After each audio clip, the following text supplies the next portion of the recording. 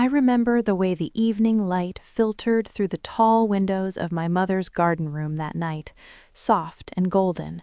The kind of light that makes everything look a little kinder than it really is. The air carried the scent of roses and champagne, laughter floating above the clink of glasses, and I stood near the edge of it all, holding a small plate of hors d'oeuvres I hadn't touched, watching my family move through the crowd like they owned every inch of the space. Vera, my younger sister, glowed in the center of it, her engagement ring catching the light every time she lifted her hand to brush back her hair, and people kept drifting toward her the way they always had, drawn to the brightness she carried so effortlessly. I didn't mind standing back then. I had grown used to it years ago, the way a person grows used to a low, constant hum in the background of their life. My mother had planned the party with the precision of someone staging a small military operation, every detail chosen to announce that Vera was finally officially stepping into the life she was meant for. White linens, crystal flutes, a string quartet tucked discreetly in the corner, playing something gentle and triumphant. She had invited everyone who mattered in her carefully curated world, neighbors who summered in the same places, old college friends who still sent Christmas cards with photos of their perfect children, a handful of local politicians who liked to be seen at events like this. And then there was Griffin Thorne, Vera's fiancé, tall and broad-shouldered in his civilian suit that still somehow looked like it wanted to be a uniform, shaking hands with the easy confidence of a man who knew exactly how impressive he was supposed to be. People kept calling him a hero, whispering it like a prayer because he was a Navy SEAL and the news had carried stories about his team a couple of years back, blurred faces and dramatic footage that made everyone feel safer in their beds. I had arrived late on purpose, slipping in through the side door after most of the guests were already there, wearing the plain navy dress I kept for family occasions, nothing that would draw attention. My mother spotted me almost immediately anyway, her eyes narrowing just a fraction before the smile returned, bright and practiced. She pulled me into a quick hug that smelled of her usual perfume, something expensive and floral, and then steered me toward a small cluster of her friends with the air of someone completing an unpleasant but necessary task. "This is my older daughter, Ilara," she said, her voice carrying that particular note it always took on when she introduced me, a mix of apology and dismissal wrapped in politeness. "She works in IT for the Navy, keeps the computers running, that sort of thing." The women nodded kindly, their smiles sympathetic, as if she had just confessed I spent my days alphabetizing files in a basement somewhere.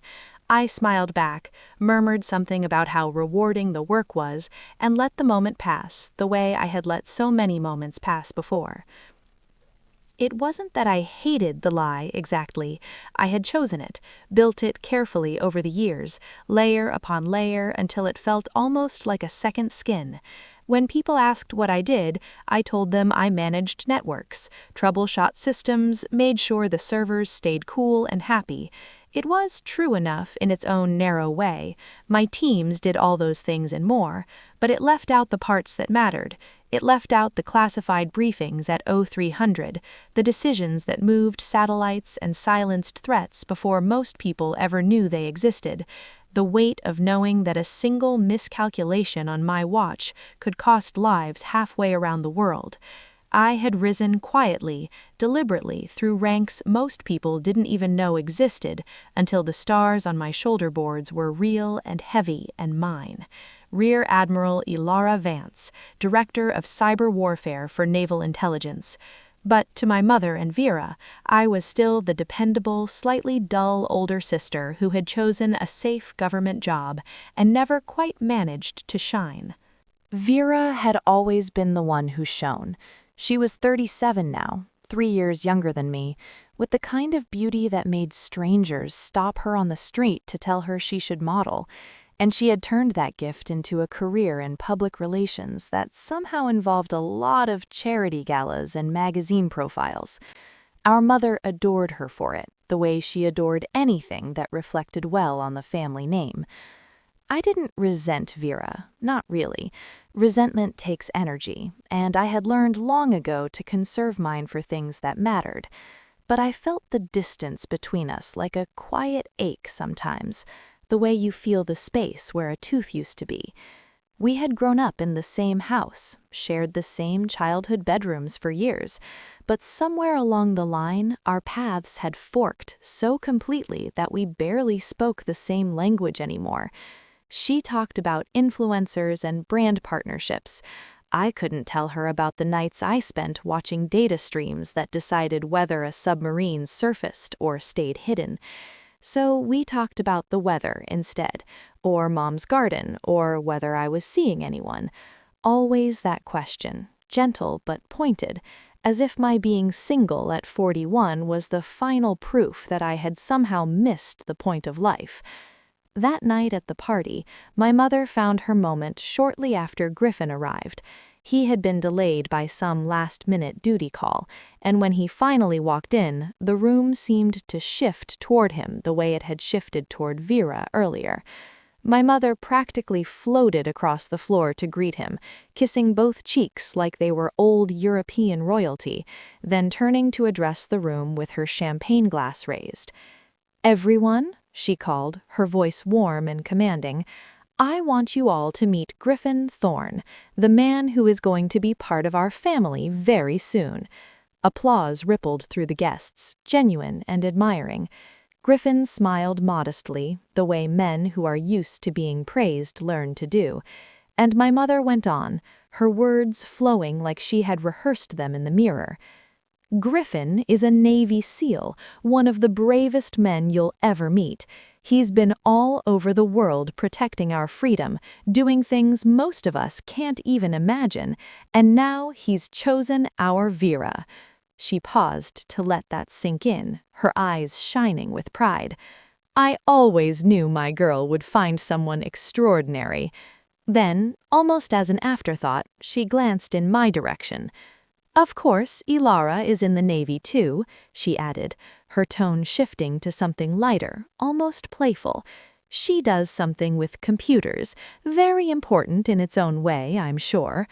A few polite chuckles rose from the crowd, the kind that aren't cruel but aren't kind either, and I felt the familiar heat creep up my neck.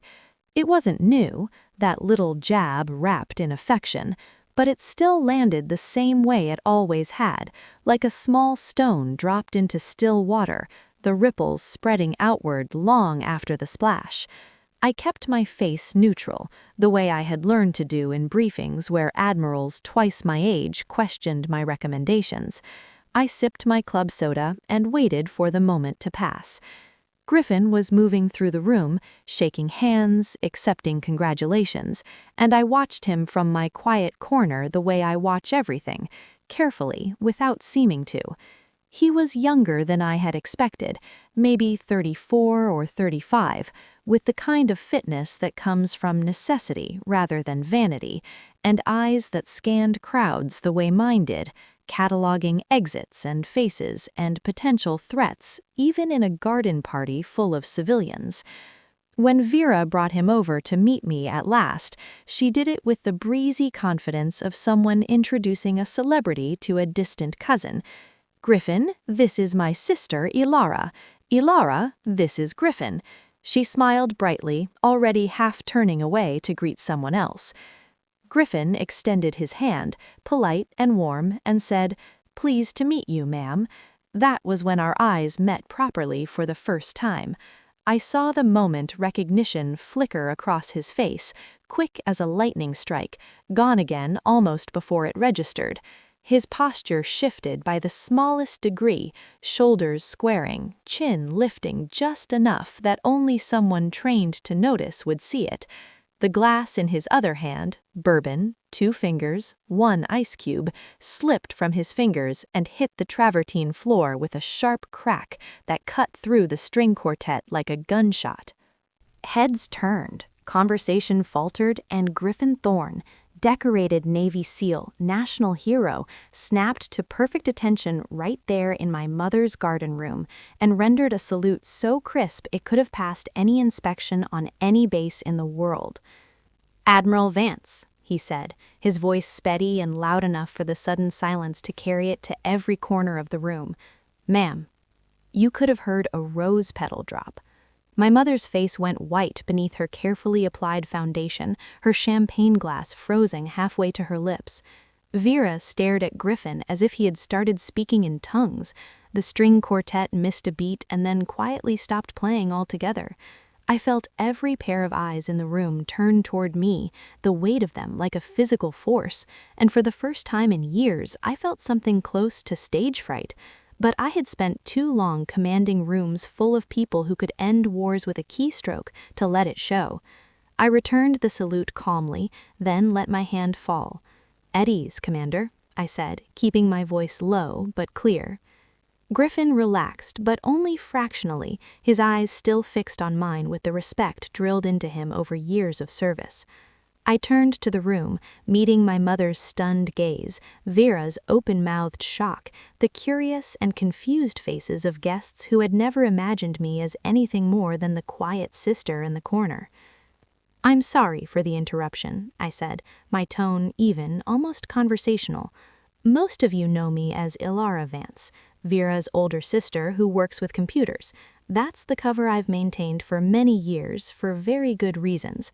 I paused, letting the words settle. "My actual rank is Rear Admiral. I serve as Director of Cyber Warfare for Naval Intelligence.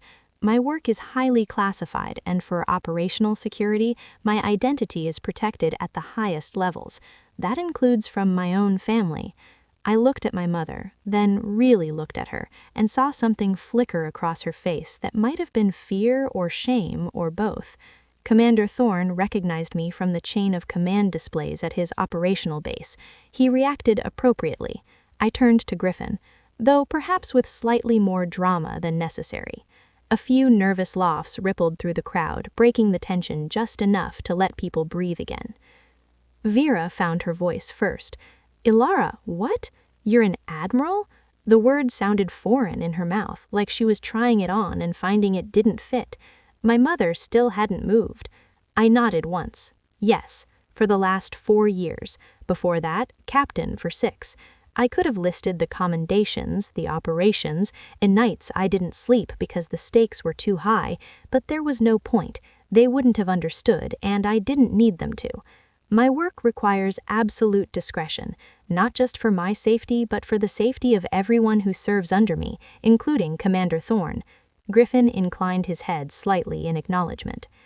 The silence that followed was different now, heavier with the realization of how completely they had misjudged me.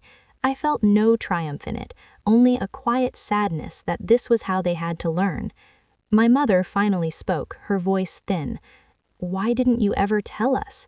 There was hurt there, real hurt beneath the shock, and for a moment I almost softened, but I had spent too many years swallowing small hurts to offer comfort now. Because I couldn't, and because the Navy asked me not to. Lives depend on that secrecy, mine, my team's, and sometimes the lives of men like Griffin who operate in the field. I looked around the room one last time at the faces that had smiled politely at my mother's gentle mockery only minutes earlier, now staring at me with something closer to awe. Tonight changes things. My identity has been publicly compromised in a civilian setting. That creates risk. I'll need to report this incident, and protocols will be followed. I paused, feeling the weight of what came next. For operational security, I will need to limit contact with civilian family members indefinitely. My mother made a small sound, almost a gasp, but I kept my gaze steady. It's not a choice, it's a requirement. Vera reached for my arm, her eyes filling. "Ilara, no, you can't just—" But I stepped back gently out of reach. I can, and I must. I turned to Griffin then. "Commander, thank you for your service, and congratulations on your engagement."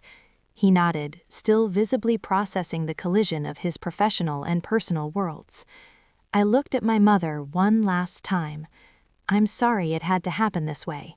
Then I walked through the parted crowd, past the broken glass and spilled bourbon, out the side door I had come in, and into the cool night air that felt like the first real breath I had taken in years.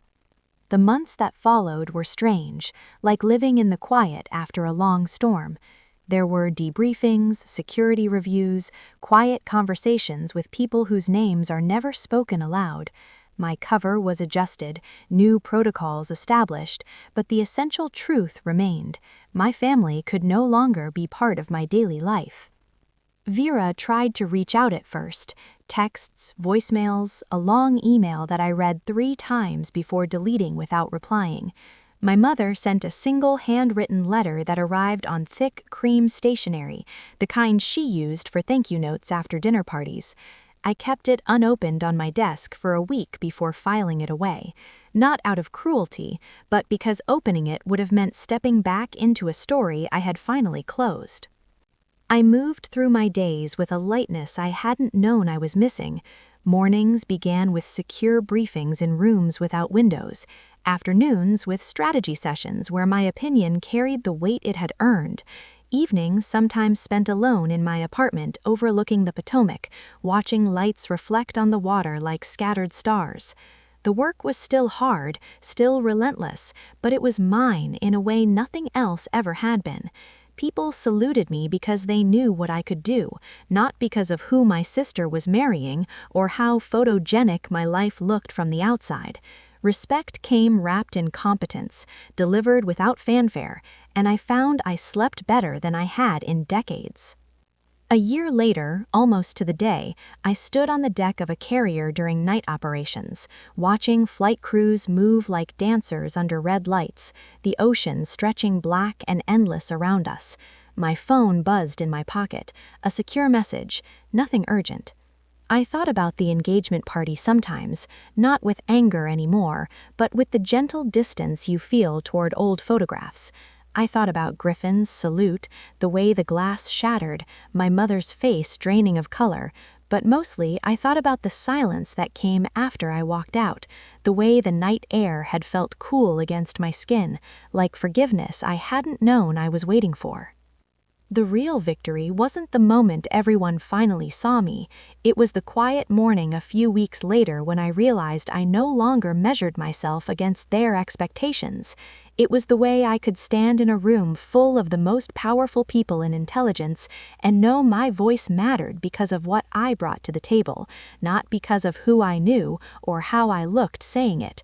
It was the slow, steady understanding that family isn't always the people who share your blood. Sometimes it's the people who trust you with their lives in the dark. I still sign cards to Vera and my mother on holidays, brief, neutral notes sent through official channels that will be screened before delivery. I don't expect replies and I don't wait for them. Some distances are necessary, like bulkheads that keep a ship from flooding when one compartment is breached. I built mine carefully with the same precision I bring to everything else, and I have never regretted it. Out here, where the work is real and the stakes are clear, I am exactly who I need to be. No apologies, no explanations required, just the quiet satisfaction of knowing that the little girl who used to hide in her room reading books about codes and faraway wars grew up to become the woman who writes the codes that keep those wars from reaching our shores. And if sometimes late at night I wonder what my mother tells her friends now when they ask about her older daughter, I let the thought drift away like smoke, because the truth is, I no longer need to know. The ocean keeps moving beneath the ship, vast and dark and patient. I lean against the rail and watch the wake glowing faintly behind us, a silver path that disappears as quickly as it forms. And I think that's what freedom feels like. Not a dramatic moment of revelation under crystal chandeliers, but this, the steady forward motion of a life finally aligned with its own compass, leaving old currents behind without looking back.